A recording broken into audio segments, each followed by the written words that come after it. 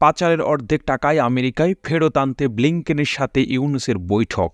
দীর্ঘ ১৭ বছর শেখ হাসিনার আমলে বাংলাদেশ থেকে পাচারকৃত টাকার অর্ধেকই আমেরিকায় গেছে, যা ফেরত আনতে অন্তর্বর্তী সরকারের প্রধান উপদেষ্টা ডক্টর মোহাম্মদ ইউনূস ধারস্থ হয়েছেন মার্কিন পররাষ্ট্রমন্ত্রী অ্যান্টনি ব্লিংকেনের সাথে। সেই বৈঠকে অতি দ্রুত কিভাবে পাচারকৃত অর্থ দেশে ফেরত পাঠানো সহ দোষী ব্যক্তিদের বাংলাদেশ সরকার হাতে তুলে দিতে সহযোগিতা কামনা করেন বাংলাদেশের প্রধান উপদেষ্টা ডক্টর ইউনূস।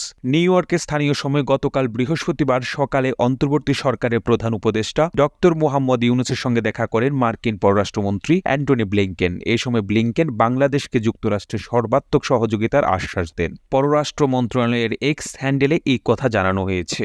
জানা যায়, এই বৈঠকের সংবাদ প্রকাশের পরপরই যুক্তরাষ্ট্র তথা পুরো আওয়ামী লীগের দুর্গে হতাশা এবং আতঙ্ক দেখা দিয়েছে। সেখানকার অবস্থান করা আওয়ামী লীগের নেতা কর্মীরা এবং পরিবারের সদস্যরা ব্যাংকে রাখা অর্থ